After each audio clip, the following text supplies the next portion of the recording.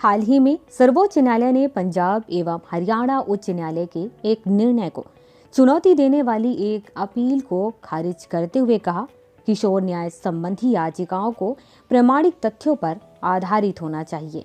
न्यायालय ने कहा कि यदि किशोर होने की प्रामाणिकता के लिए संदिग्ध प्रकृति के दस्तावेज प्रस्तुत किए जाते हैं, मतलब कि ऐसे डॉक्यूमेंट दिखाए जाते हैं जिसमें डाउट होता है, तो आरोपी को किशोर नहीं माना जाएगा, यह देखते हुए कि यह कानून एक लाभकारी कानून है।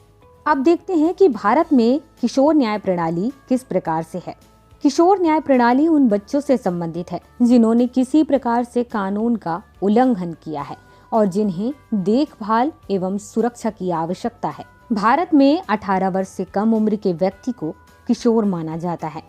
भारत में 7 साल से कम उम्र के किसी भी बच्चे को डॉक्ट्रिन ऑफ डोलिन पैक्स के कारण किसी भी अपराध के लिए दोषी नहीं ठहराया जा सकता है। इसका मतलब होता है कि अपराध करने का इरादा रखने में यह व्यक्ति असमर्थ है। किशोर न्याय प्रणाली का मुख्य उद्देश्य युवा अपराधियों का पुनर्वास और उन्हें दूसरा अवसर प्रदान करना है। किशोर न्याय प्रणाली एक सुरक्षा के तौर पर कार्य करता है और इस सुरक्षा का मुख्य कारण यह है कि बच्चों का मस्तिष्क पूरी तरह से विकसित नहीं होता है और उनमें गलत एवं सही की पूरी समझ नहीं होती है।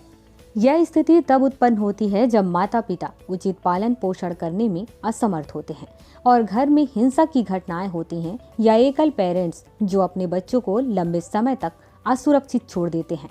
इसके अलावा कुछ और कारण जैसे कि समाचार, film, web series, social media और शिक्षा की कमी का प्रभाव भी बच्चों के आपराधिक गतिविधियों में लिप्त होने का कारण बनता है। भारत की स्वतंत्रता के बाद संविधान ने बच्चों की सुरक्षा और विकास के लिए मौलिक अधिकारों एवं राज्य के नीति निर्देशक सिद्धांतों के तहत कुछ प्रावधान किए हैं। इस प्रावधान के तहत कुछ नियम बनाए गए हैं। बाल अधिनियम 1960, किशोर न्याय अधिनियम 1986, किशोर न्याय बच्चों की देखभाल और संरक्षण अधिनियम 2000।